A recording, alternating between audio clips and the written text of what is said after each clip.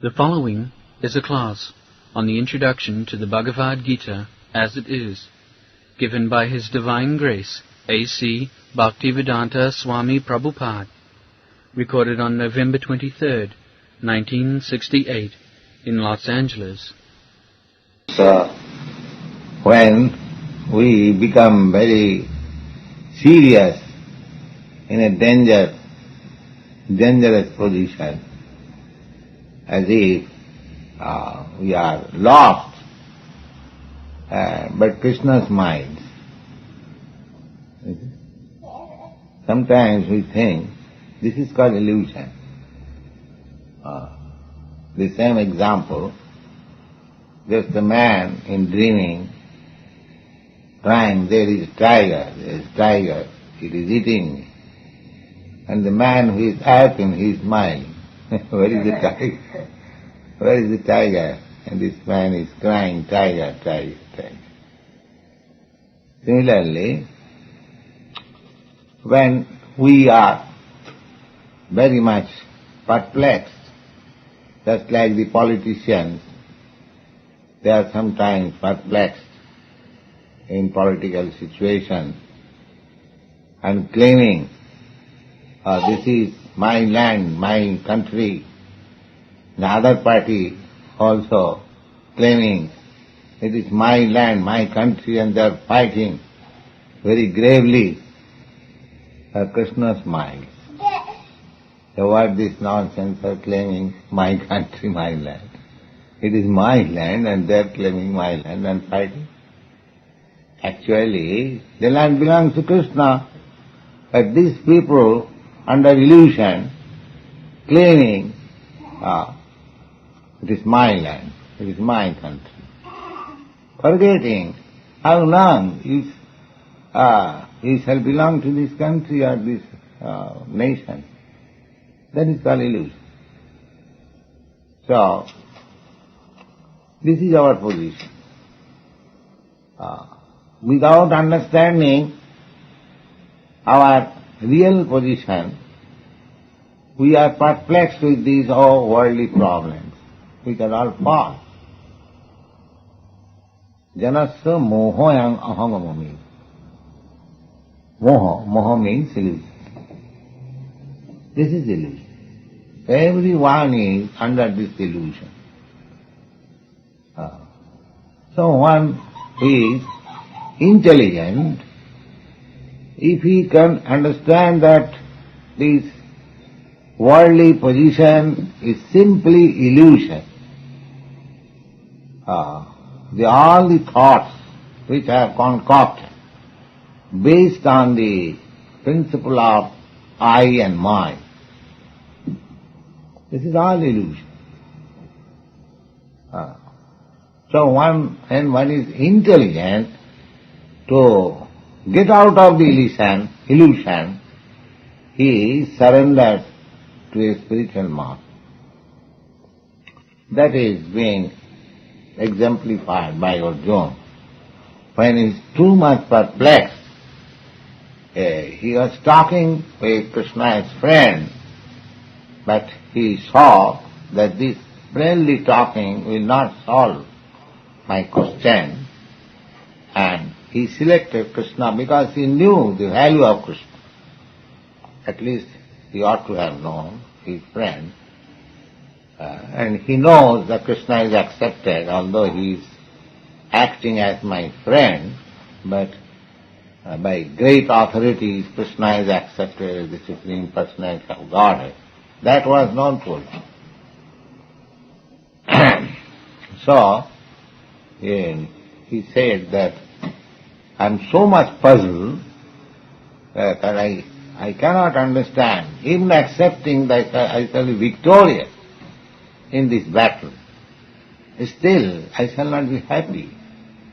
What to speak of being victorious on this planet? If I become the king of all other planets, or if I become a demigod in the higher planetary system, still this test cannot be mitigated. Verse 11, the Blessed Lord said, While speaking learned words, you are mourning for what is not worthy of grief. Those who are wise lament neither for the living nor the dead. Purport. The Lord at once took the position of the teacher and chastised the student, calling him indirectly a fool.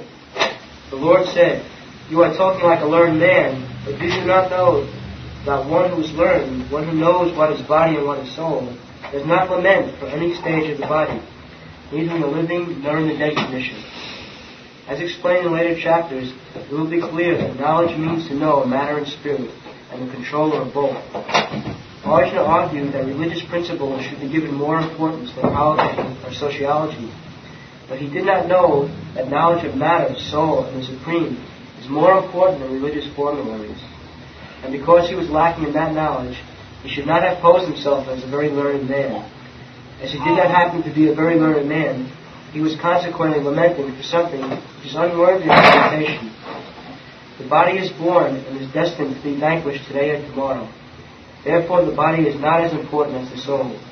One who knows this is actually learned, and for him there is no cause for lamentation in any stage of the material body. 12. Krishna says that this body, either dead or alive, has nothing to be lamented.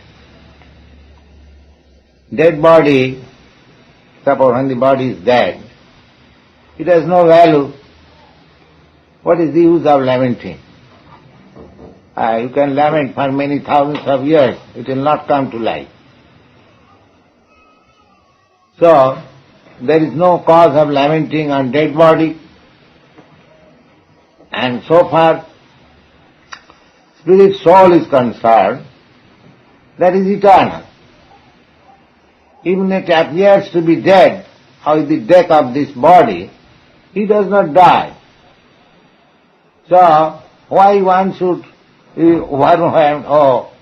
my father is dead, my such and such relative is dead and crying. He is not dead. This knowledge one must have. Then he will be cheerful in all cases. And he will be interested simply in Krishna consciousness.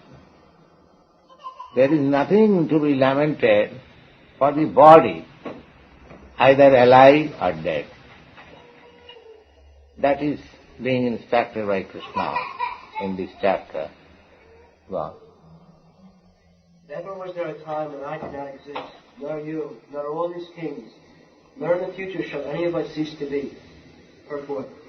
In the Vedas, in the Katha Upanishad, as well as in the Svetasvatara Upanishad, it is said that the Shitashvata. There are many Upanishads. They are called Vedas. Upanishads are the headlines of the Vedas. That's like in a chapter, there is a headline. Similarly, these Upanishads are the headlines of the Vedas. There are 108 Upanishads. Principle. Out of that, 9 Upanishads are very important. So, out of those 9 Upanishads, Sita-Shatara Upanishad, Taittiriya Upanishad, Aitareya Upanishad, Isha Upanishad, Mandu Upanishad, Mandukya Upanishad, Katha Upanishad, these Upanishads are very important. And whenever there is argument on some point, one has to give reference from these Upanishads. If one can give reference from the Upanishad, then his argument is very strong. Sabda Pramana. Praman means evidence. Evidence, if you want to gain in your case, that's like you have to give very nice evidence in a court. Similarly, according to Vedic culture, the evidence is praman. Praman means evidence, sabda praman. There are three kinds of evidences accepted by the learned scholar in Vedic culture. The one evidence is pratyaksha. Pratyaksha means direct perception. Just like I am seeing you, you are seeing me. I am present, you are present. This is direct perception. And there is another evidence which is called anuma. Suppose in that room, and I am coming just now, I do not know whether any person there is or not, but there is some sound. I can imagine there is somebody. This is called anuma. In logic it is called hypothesis. That is also evidence. If by my bona fide suggestion I can give evidence, that is also accepted. The direct evidence and what is called hypothesis or suggestion evidence. But the strong evidence is sabda prama, sabda brahma. That means Veda. If one can give evidence from the quotation of the Vedas, then it has to be accepted. Nobody can deny the Vedic evidence. That is the system. How it is so, Chaitanya Mahaprabhu has given very nice example. That is in the Vedas. Just like we keep corn cell in the deity's room, corn cell is considered very pure, transcendental. Otherwise, how you can keep before deity and you blow corn cell, you offer water with corn cell. How you can offer? But what is this corn cell? The corn cell is the bone of an animal. It is nothing but bone of an animal. But the Vedic injunction is that if you touch the bone of an animal, you will have to take bath immediately. You become impure. Now one may say, oh, this is contradiction. In one place it is said that if you touch the bone of an animal, then you have to purify yourself by taking bath immediately. And here the bone of an animal is in the deity's room. It is contradiction, is it not? The bone of an animal is impure, how you can place it in the deity's room? And if bone of an animal is pure, then what is the meaning of becoming impure and take bath? You will find similar contradiction in the Vedic injunction. But because it is said by the Vedas that bone of an animal is impure, you have to accept. But this bone of an animal, corn cell, is pure. Just like sometimes our students are perplexed when you say that onion is not to be taken, but onion is a vegetable. So, the Sabda Praman means the Vedic evidence should be taken in such a way that no argument. There is meaning, there is no contradiction, there is meaning. Just like several times I told you that cow dung is, according to Vedic injunction, is pure. And in India it is actually used as antiseptic. In villages especially, there is large quantity of cow dung, and they are all over the house. They are smeared to make the house antiseptic. And actually, after smearing cow dung in your room, when it is dried, you will find refresh everything antiseptic. With practical experience. And one doctor, Ghosal, a great chemist, he examined cow dung. So why cow dung is so much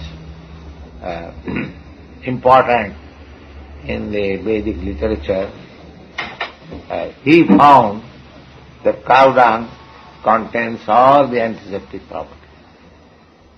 In Ayurveda, cow dung dried and burnt into ashes is used as tooth powder. It is very antiseptic tooth powder. Similarly, there are many things, many injunctions in the Vedas which may apparently appear as contradiction, but they are not contradiction. They are on experience, on transcendental experience. Just like a father says to his child that, my dear child, you take this food. It is very nice. And the child takes it, believing the father, authority. The father says,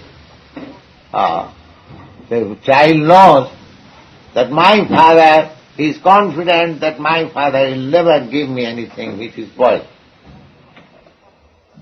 Therefore he accepts it blind, without any reason, without any analysis of the food, whether it is pure or impure. You have to believe in such a way. You go to a hotel because it is licensed by the government. You have to believe when you take foodstuff there, it is nice, it is pure, or it is antiseptic, or it is... But how do you know it? The authority. Because this hotel is authorized by the government, it has got license, therefore you believe. Similarly, Shabda Praman means as soon as there is evidence in the Vedic literature, this is this, you have to accept that. Then your knowledge is perfect, because you are accepting things from the perfect source. Similarly, Krishna is accepted as the Supreme Personality of Godhead. Whatever he says, it is all right. Accept.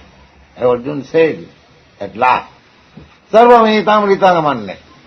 My dear Krishna, whatever you say, I accept it. That should be our thing. Why should we bother about researching when the evidence is there from the authority? To save time, to save trouble, one has to accept the authority, actual authority. This is the Vedic process. And therefore Veda says, Tadvijnanatham sa gurumeva vigachet. Tadvijnanatham, in order to learn that transcendental science, one has to accept Gurumeva. Certainly, one must. Otherwise there is no possibility. Therefore, Krishna is accepted here as the spiritual master of Arjuna, and as the spiritual master or father or teacher has got right to chastise his son or disciple. The son is never dissatisfied when father chastises. That is the etiquette and everywhere. Even the father is sometimes violent. The child or the son tolerates. The typical example is Prahlad Maharaj. innocent child, Krishna consciousness child. But his father taught him. He never says anything. All right. Similarly, Krishna, just after taking the position of the spiritual master, is designating Arjuna as a grand fool. Just like Chaitanya Mahaprabhu also said that my spiritual master found me a great fool. Was Chaitanya Mahaprabhu a fool? And can it be possible that anyone can become the spiritual master of Chaitanya Mahaprabhu? Both things are impossible. Chaitanya Mahaprabhu, even not accepting him as incarnation of Krishna, is simply accept him as ordinary scholar or man. There was no comparison of his scholarship. But he says that my spiritual master found me a great fool. What is that meaning? That a person, even in my position, always remains a fool before his spiritual master. That is good for him.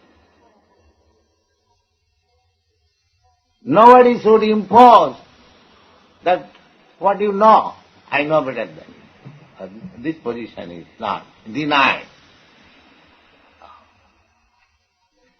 And other point is, from the disciple's point of view, why he should remain always a fool before a person unless he is actually upright, actually so great that he can teach me as a fool.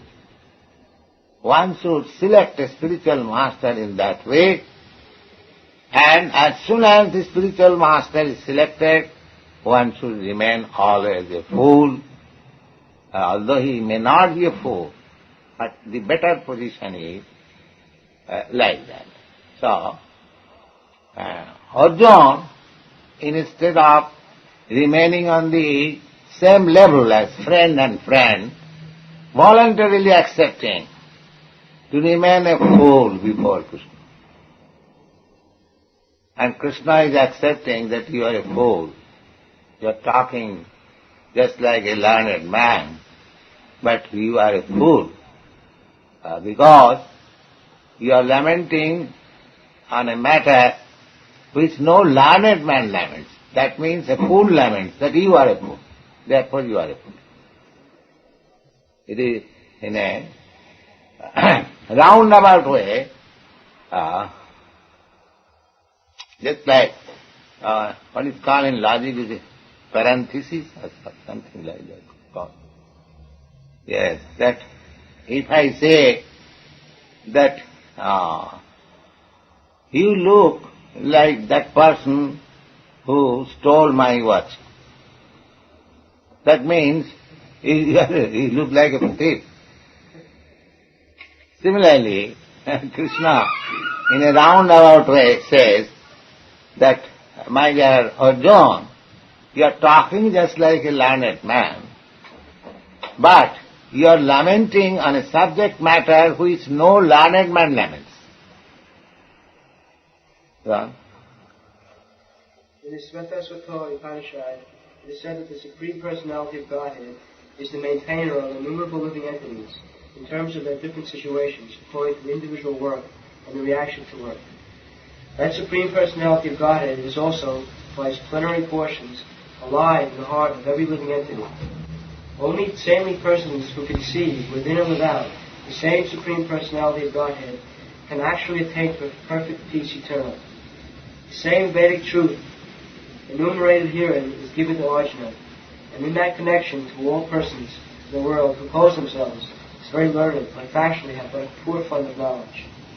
The Lord says clearly that He Himself, Arjuna, and all the kings who are assembled in the battlefield are eternally individual beings, and that the Lord is eternally the maintainer of the individual living entities. What is the original verse? Is it? Never was there a time when I did not exist, nor you, nor all these Now, people. never there was a time when I did not exist, nor you, nor these people. Now he analytically says, I, you, and first person, second person, and third person. That is complete. I, you, and other. So Krishna says, never there was a time when I, you, and all these persons who have assembled in this battlefield did not exist. That means, in the past, I, you, and all of them, they individually existed. Individually. The Mayavadi theory is that the ultimate spirit is impersonal. Then how Krishna can say that never there was a time when I, you, and all these persons never existed? That means I existed as individual, you existed as individual, and all these persons who are before us, they also existed as individuals. Never there was a time. Now, what is your answer, Dindar? Krishna says, never we were mixed up. We are all individuals.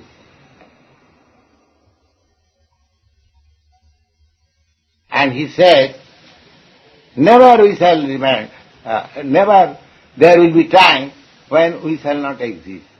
That means in the past we existed as individual, in the present there is no doubt we are existing as individual, and in the future also we shall continue to remain as individual. Then when the impersonal conception comes at all, in the past, present, future, there are three times. And all the times we are individual. Then when God becomes impersonal, or I become impersonal, you become impersonal. Where is the chance? Now Krishna clearly says, and there was never a time when I, you, and all these individual kings or soldiers, and that there's not that we did not exist in the past. So in the past we existed as individual, and the present there is no doubt we are existing as individual. You are my disciple, I am your spiritual master, but you have got your individuality, I have got my individuality. If you don't agree with me, you can leave me. That is your individuality.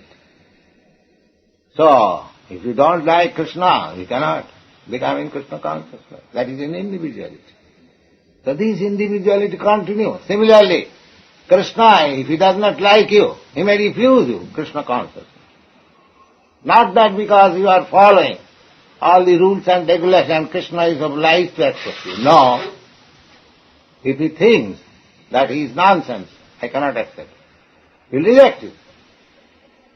So he has got individuality, you have got individuality, everyone has got individuality. Where is the question of impersonalism come? There is no possibility. And if you don't believe Krishna, you don't believe Vedas, apart from anything else, Krishna is accepted as the supreme authority, the personality of Godhead. Then if you don't believe him, then where is the possibility of advancing in knowledge? There is no possibility of it.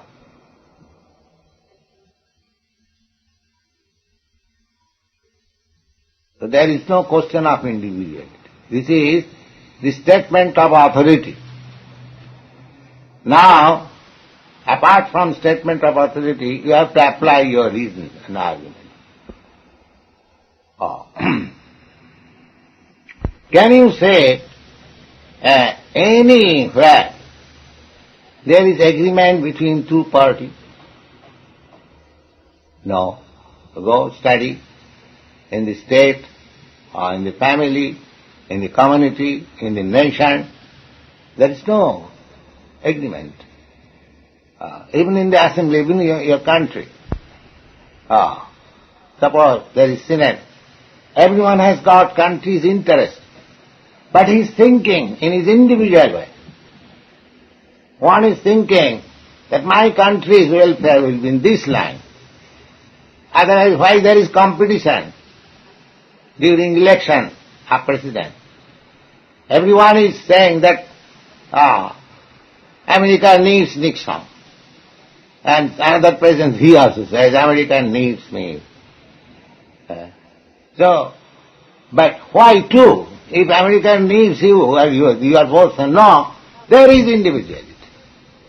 Mr. Nixon's opinion is something else, Mr. another candidate's opinion is something else. In the assembly, in the Senate, in the Congress, in the United Nations, everyone is fighting with his individual view. Otherwise, why there are so many flags in the world? You cannot say anywhere impersonally. Personality is predominating everywhere.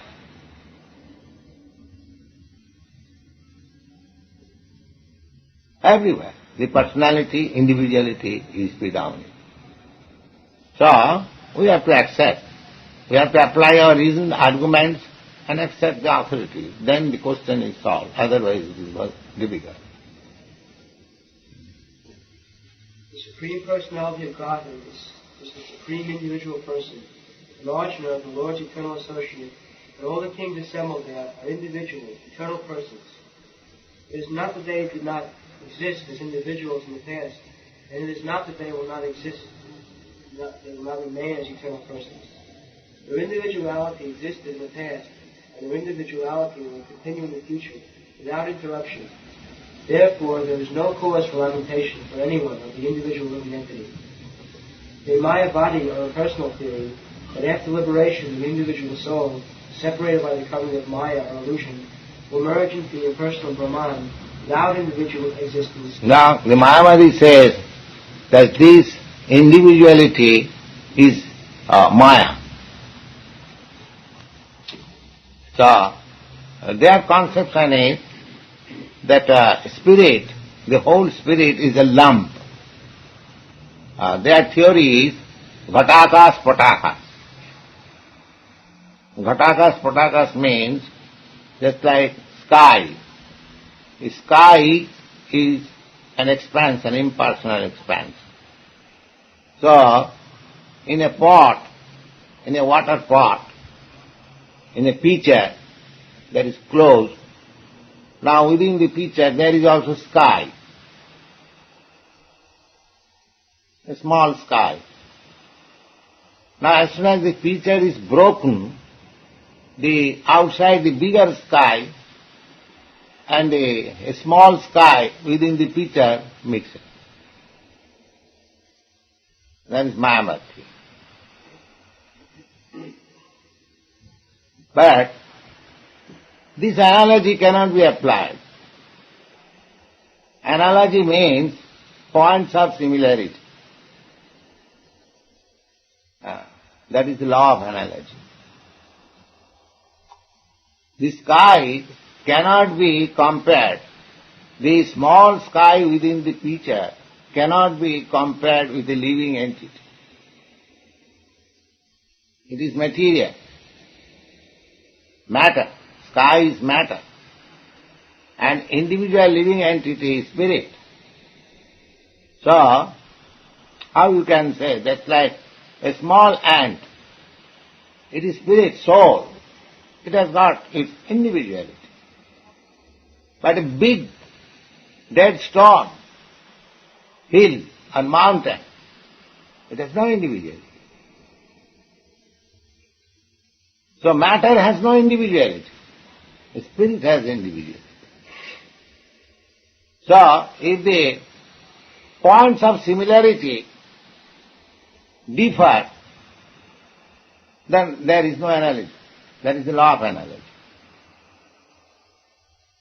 So you cannot analogize with matter and spirit. Therefore this analogy is fallacious. The ghatakas patakas. Then another evidence is in the Bhagavad Gita. Krishna says that mamaivangsa jiva bhuta. These individual souls, they are my part and parcel. Jiva loke sanatana. And they are eternal. That means eternally they are part and parcel. Then when, how this Mayavad theory can be supported, that due to Maya, being covered by Maya, they are now appearing individual separate, but when the covering of Maya will be taken away, they will mix up, just like the small sky within the pitcher and the big sky outside mixes. So this analogy is fallacious from logical point of view as well as from authentic Vedic point of view.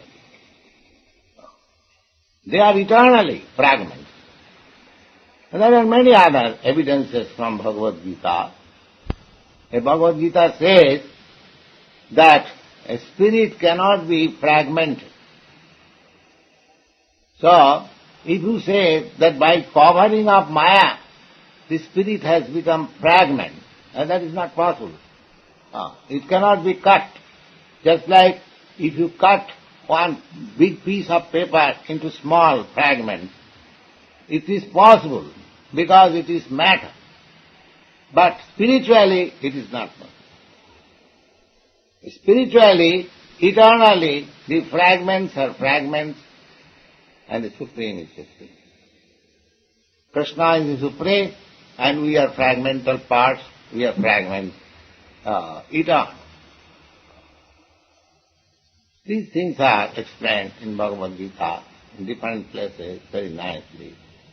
I request you all to keep one copy of this Bhagavad Gita, every one of you, and read it carefully.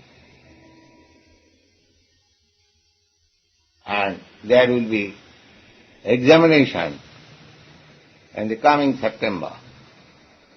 So, of course that is voluntary, but I request you to prepare for the examination next September. And one who will pass the examination will get the title Bhakti Shastra. Have you distributed that? Yes. Gone. There is a theory that we only think of individuality in conditioned states supported herein. Krishna clearly says that in the future also, the individuality of the Lord and others, as it is... Krishna never says that after liberation, these individual souls will mix up with the Supreme Soul. Krishna never says in the Bhagavad Gita. Krishna clearly says that in the future also the individuality of the Lord and others, as it is confirmed in the Upanishads, will continue eternally.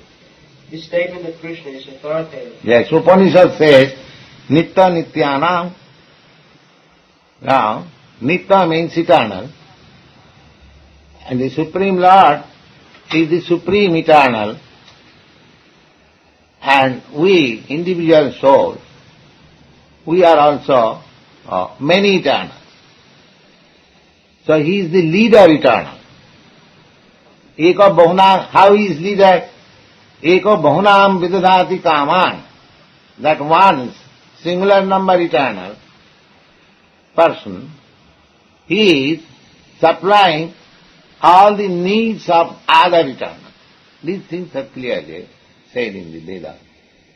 And actually, we are experiencing, just like in Christian theology, the individual goes to the church and prays God, give us our daily bread. Why? He is asking God. Of course, this atheist class of men are now teaching them, where is bread? You are going to charge. You come to us, we shall supply you bread. So, this Vedic thought is there also. The Vedas says, Eka Bahunam Vidadati Kama. That Supreme One, Eternal, is supplying, is maintaining all other individuals, eternal. And Bible also enjoins that you go ask for your bread to God. Unless God is maintainer and supplier, why this injunction is there? Therefore He is the leader, He is the maintainer. And the Vedas clearly say, this is the position, He is the supreme. And by knowing this, one can become in peace. That is the Vedic injunction. This statement of Krishna is authoritarian because Krishna cannot be subject to illusion. If individuality... Yes, if the Mayavadi philosopher says that this statement of Krishna is in Maya, that he says that everyone was individual in the past. No, in the past everyone was one, lump sum, homogeneous. And by Maya, we have become individual. If the Mayavadi says like that, then Krishna becomes one of the conditioned soul. He does not, he loses his authority. Because conditioned soul cannot give you the truth. I am conditioned soul, I cannot say something which is absolute. So Krishna is accepted as the absolute. So if the Mayavadi theory is accepted, then Krishna's theory has to be rejected. If Krishna is rejected, then there is no need of reading Krishna's book, Bhagwat Gita. It is useless, waste of time. He is a conditioned soul like us. Because we cannot take any instruction from a conditioned soul. The spiritual master, even if you take that he is conditioned soul, but he does not speak anything from his own side. He speaks from Krishna's side.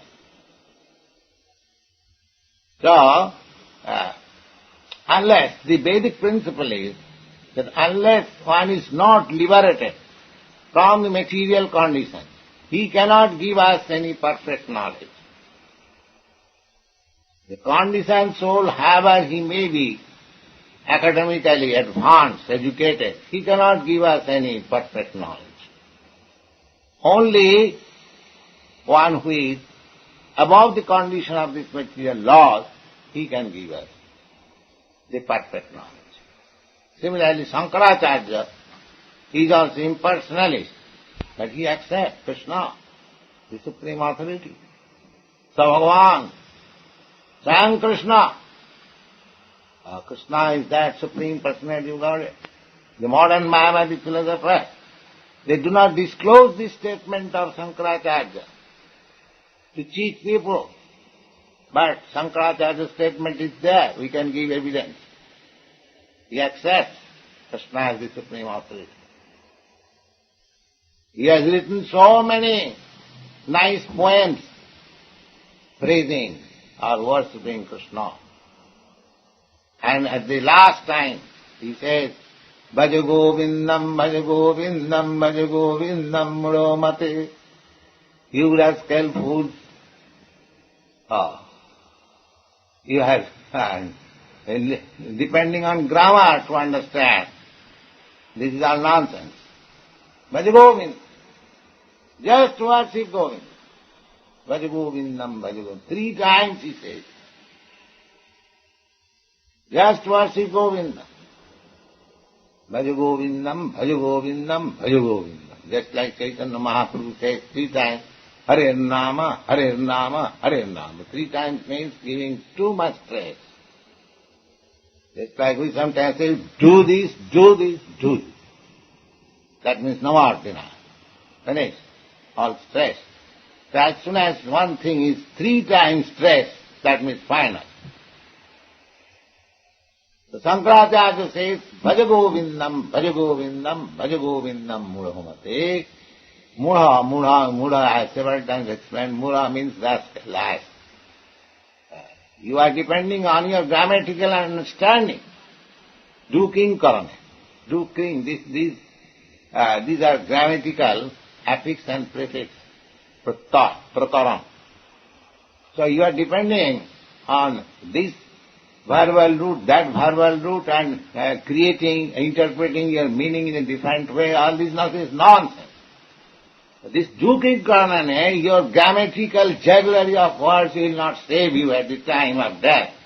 You rascal, you just worship Govinda, Govinda, Govinda. That is the instruction of Shankaracharya. Because he was a devotee, he was a great devotee.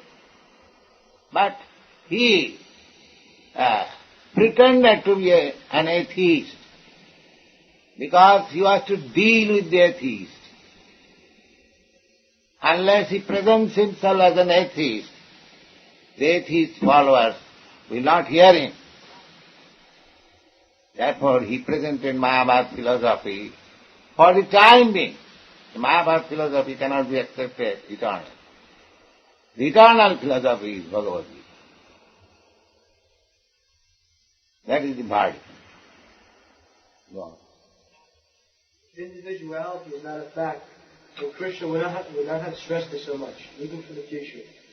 Mayavadi may Yes, he said that there was no such time when we are not individual, and there will be no such time in the future when we shall not remain individual. And so far present is concerned, we are all individual, you know. So where is the possibility of losing individuality, become impersonal? No, there is no possibility. This voidism, impersonalism, their artificial way of negating the perplexing variegatedness of this material existence. That is the negative side only. That is not a positive side. The positive side is that, as Krishna says, Taktadehang punarjanvanaiti mameti kaunte. After giving up this material tabernacle, one comes to me. Just like after leaving this room, you have to enter another room. You cannot say that after leaving this room, I shall live in this car.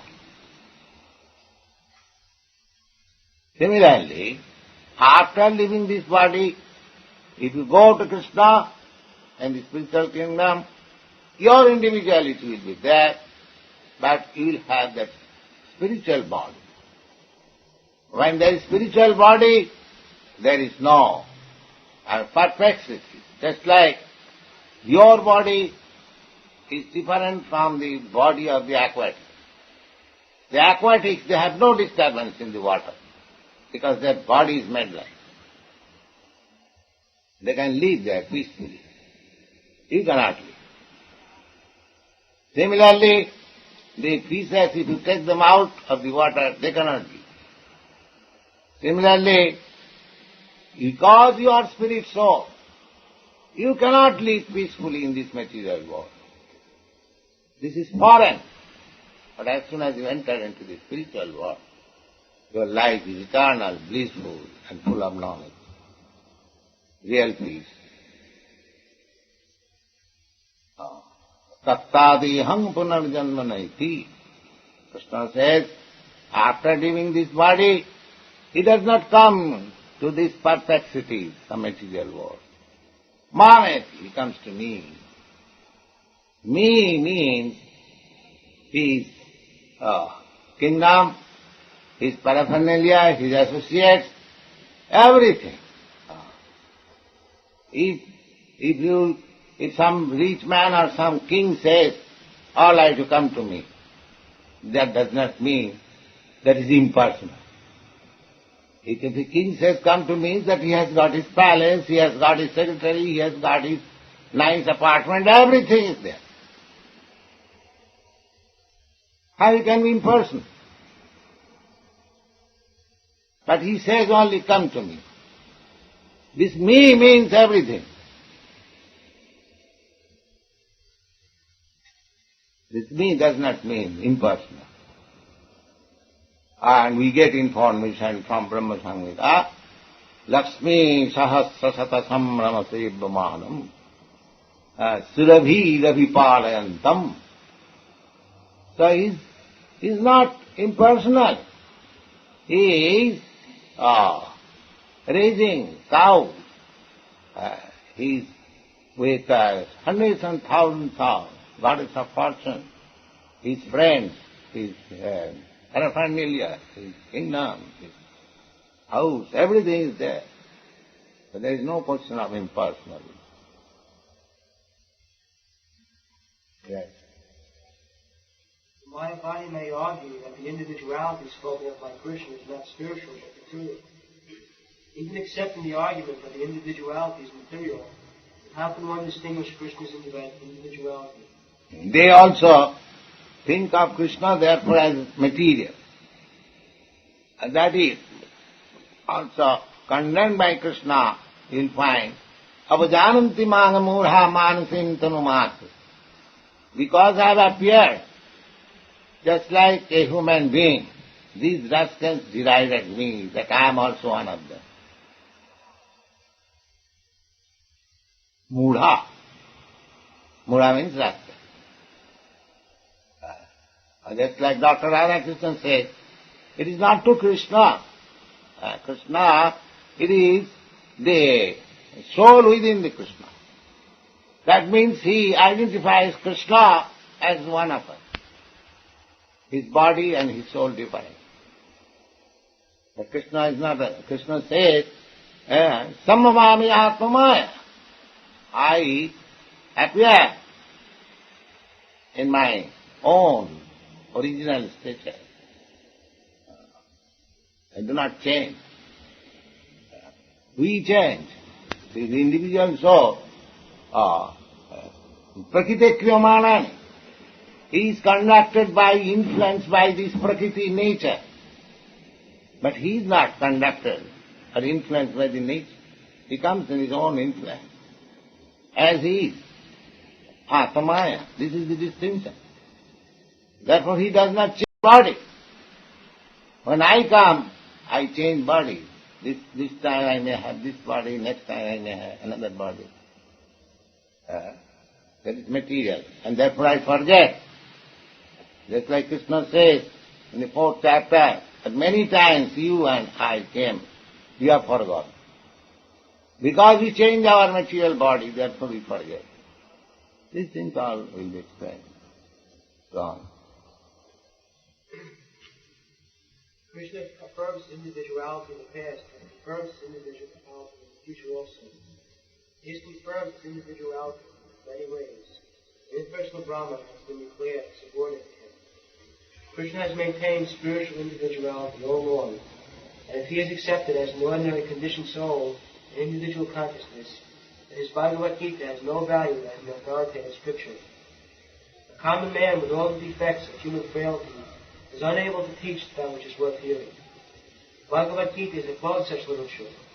No mundane book compares with the Bhagavad Gita. When one accepts Krishna as an ordinary man, the Bhagavad Gita loses all importance.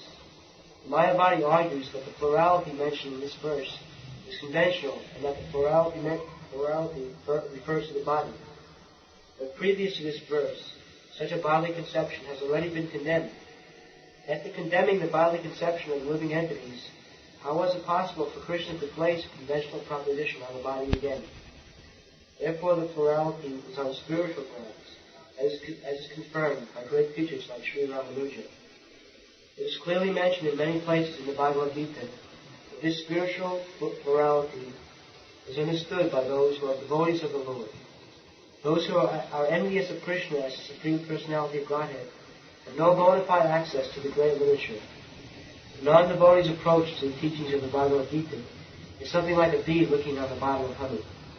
One cannot have a taste of honey unless one can taste within the bottle.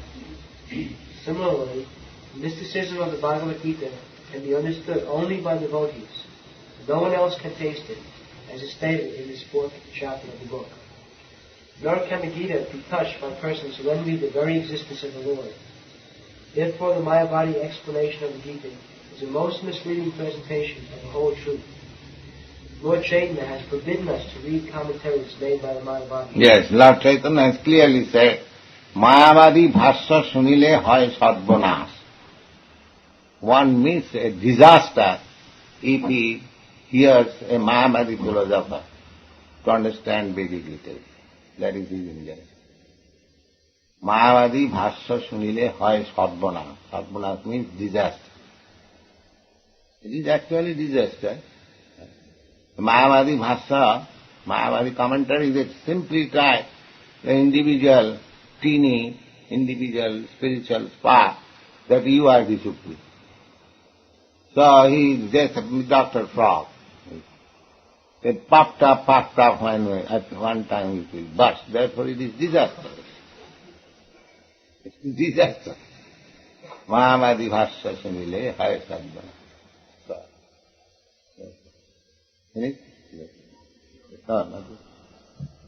Therefore, the Mayavadi explanation of the Gita is the most misleading presentation of the whole truth.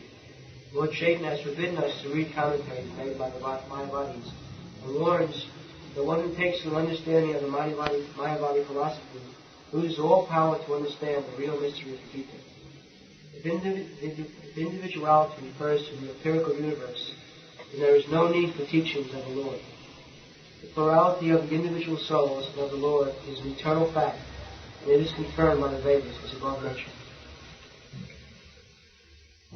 So you read very carefully Bhagavad Gita. You have to meet so many opposing elements, so you have to argue and convince them.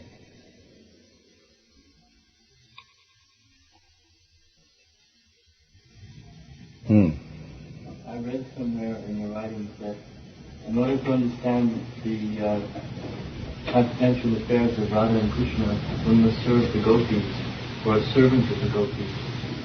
And I assume that you were a servant of the gopis. Is that correct? Or how do I serve the servants of the gopis? Gopis, they are not conditioned souls. They are liberated spirits. So first of all, you have to come out from this conditioned life. Then the question of serving gopi will come. Don't be, at the present moment, very eager to serve gopi. Just try to get out of your conditional life. Then time will come when you will be able to serve gopi. In this conditional stage, we cannot serve anything. Krishna is what one is. But Krishna gives us opportunities to accept service in this Archa Marga. Just like we keep the deity of Krishna or Prasadam under regulations, under principle. So we have to make advance in this way. This chanting, hearing and worshipping in the temple, arati, offering prasadam. In this way, as we make advance, then automatically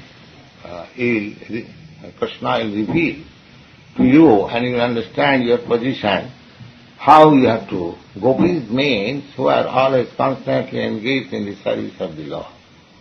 So that eternal relationship will be revealed. So we have to wait for that. Immediately we cannot imitate serving gopis. That's a good idea that we shall serve gopi, but it will take time, not immediately. Immediately we have to follow the rules and regulations and routine work. Yes. Do the liberated souls also seek after this Krishna consciousness? Those that have become... They become perfect in Krishna consciousness. Liberated soul means we are just trying to be Krishna conscious. We are not actually in full Krishna consciousness. We are just like a diseased person is trying to be recovered. So one who is recovered, there is no question of his healthy life. We are trying to be healthy, our present position. So we are trying to be Krishna conscious. So one who is liberated is nothing but Krishna conscious.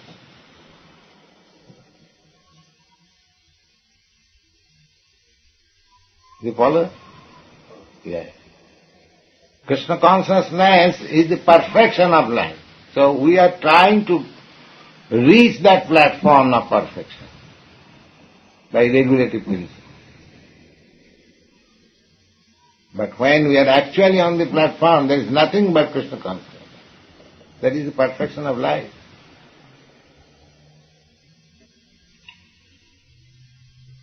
That is our actual liberated stage. Jiver Swarupa Nitya Krishna Das. That is our Swarup. Swarup means actual constitutional position. And Mukti, liberation, means to come to that real position.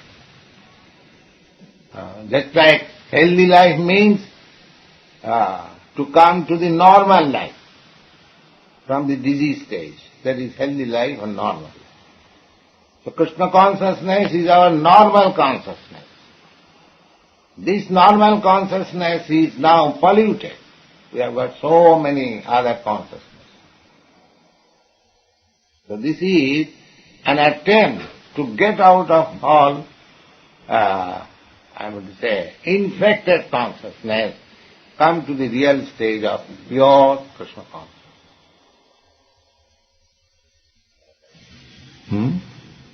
It says in Srimad Bhagavatam that Vyasadeva was afraid that Sudha Goswami, when he was born, would leave home because he was already a liberated soul. Yes. But he was attracted to Krishna's pastime. Yes. So That is the sign of liberation. Because to become attracted by Krishna, that is our normal condition. So he was liberated, therefore normally he became attracted with Krishna's pastime. That is his normal life.